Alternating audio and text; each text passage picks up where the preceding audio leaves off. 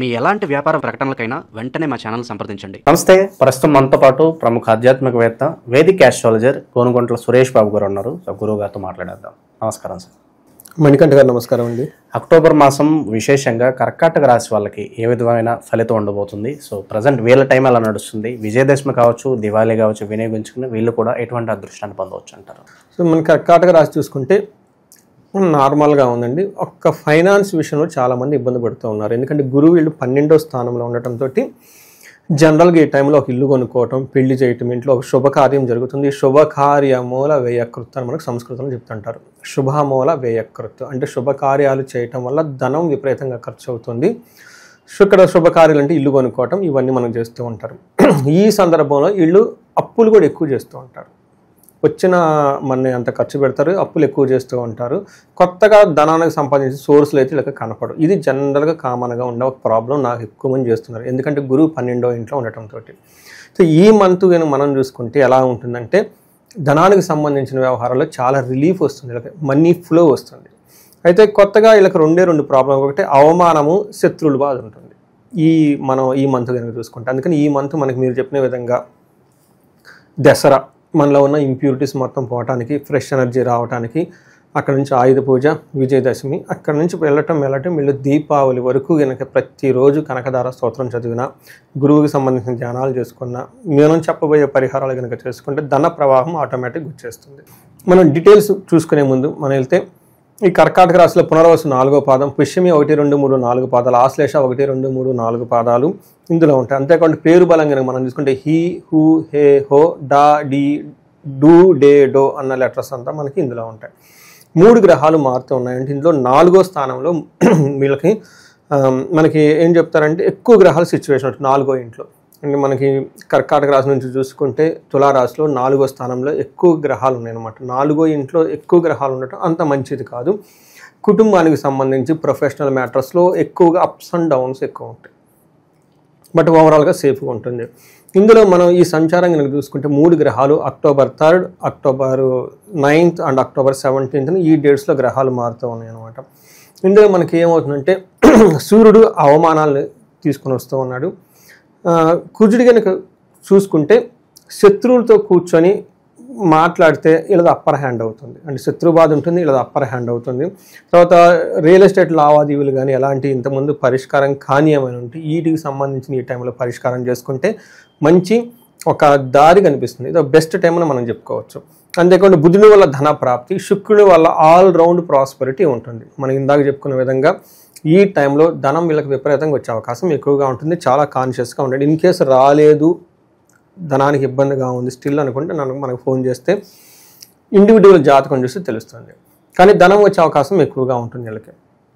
మనకి 4వ ఇంట్లో సూర్యుడు కనుక 4వ ఇంట్లో ఉంటే మనకి సంస్కృతం ఏం చెప్తారంటే మిక్స్డ్ రిజల్ట్ వస్తుంది.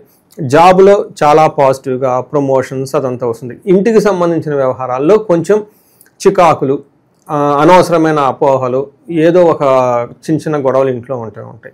అంతఃక్లేశం, గృహఛిద్రం, సౌఖ్యహాని అభోజనం, ప్రయాణే విఘ్నం ఆప్నోతి, చతుర్థతే రవి సంయుతే అంటాడు. అంటే ప్రయాణాలు కనుక చూస్తే ఆటంకాలు వచ్చే అవకాశం ఎక్కువగా ఉంటుంది.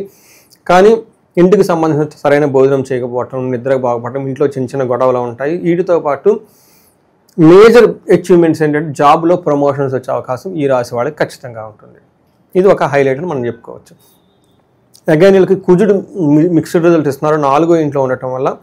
కొంచెం మంచి, కొన్ని విషయాల్లో మనకి అంటే ఏమని చెప్తారు ఛాలెంజింగ్గా ఉంటుంది. ఫస్ట్ ఛాలెంజింగ్ మనం చూసుకుంటే వీళ్ళకి భాగ్యహాని, భయం, క్రోరం, బంధువైర ధనక్షయం, రోగ పీడాది సంతాపం, చతుర్థ స్థానికి కుజ అంటారు. ఈ టైంలో భాగ్యహాని, లక్కు ఏదన్నా ఇప్పటిదాకా కలిసి వచ్చే ఉంటే అది అంతవరకు కలిసి రాకుండా ఆగిపోయే అవకాశం ఎక్కువగా ఉంటుంది.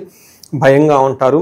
క్రూర బుద్ధి, తర్వాత బంధువులతో గొడవలు, ధనాన్ని కోల్పోయే అవకాశం ఎక్కువగా ఉంటుంది. అయితే హెల్త్ కాంప్లికేషన్ కూడా ఉండే అవకాశం ఉంటుంది. కానీ ధన ప్రవాహం చాలా బాగుంటుంది. మానసికంగా ఒత్తిడి అధికంగా ఉంటుంది. ఇవి మనకి సూర్యుడు కానీ కుజుడు కానీ మిక్స్డ్ అయిన రిజల్ట్స్ని వీళ్ళకి ఇస్తూ ఉన్నారు. శుక్రుడు మనం చూసుకుంటే వీళ్ళకి 2, 3 ఇంట్లో ఉండటంతో ఇది కూడాను మనకి మిక్స్డ్ రిజల్ట్. వచ్చేటప్పుడు ధనం మాత్రం విపరీతంగా వస్తుంది.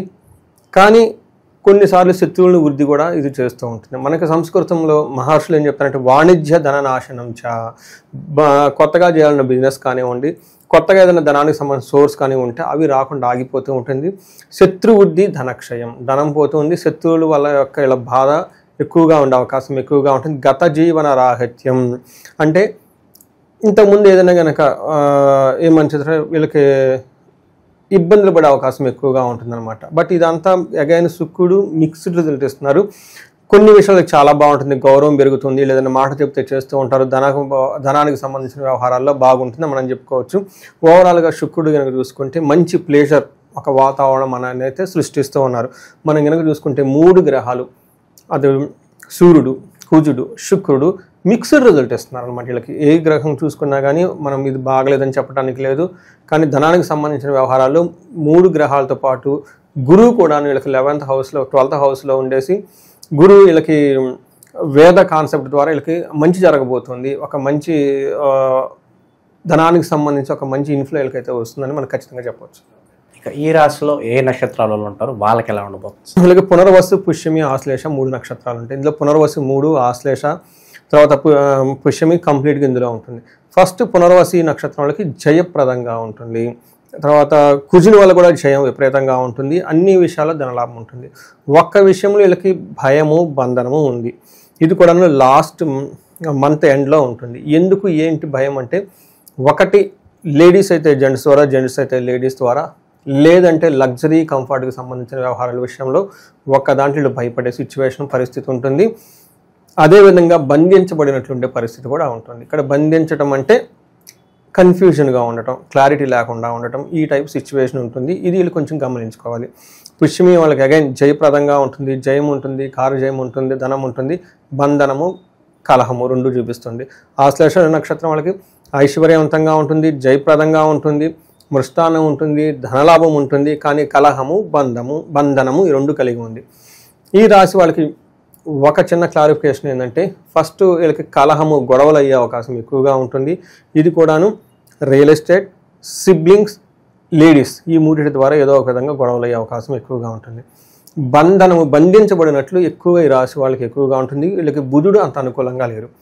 దీనికి 2 రకాల పరిష్కారాలు. ఒకటి, వీళ్ళు విష్ణు సహస్రనామాన్ని, విష్ణు దేవాలయాల్ని, వైష్ణవ దేవాలయాన్ని ఎక్కడ విజిట్ చేసినా అక్కడ కూర్చొని మెడిటేషన్ చేస్తే ఆ బంధించబడినట్లు ఉన్న థాట్ నుంచి ఒక క్లారిటీ వస్తుంది.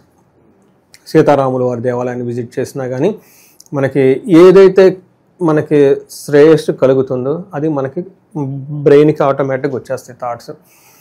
నా పర్సనల్గా నేను ఇక్కడ అనంత పద్మనాభ స్వామి పెంజర్ల అని చెప్పేసి మనకి హైదరాబాద్ నుంచి బెంగళూరులో ఒక 35 కిలోమీటర్స్ దూరంలో లెఫ్ట్లో ఉంటుందన్నమాట. అక్కడ టైం చేసి అక్కడ మహాలక్ష్మి సమేత, శ్రీలక్ష్మి, భూలక్ష్మి సమేత అనంత పద్మనాభ స్వామి ఉన్నారు. చాలా పవర్ఫుల్ టెంపుల్. నేను పర్సనల్గా ఎక్స్పీరియన్స్ అయ్యాను. ఈ రాశి వాళ్ళు అక్కడ కొంచెంసేపు కూర్చోవడం చాలా చాలా మంచిది. ఈ టైంలో ఆ బంధనం నుంచి బయటపడిపోతారు.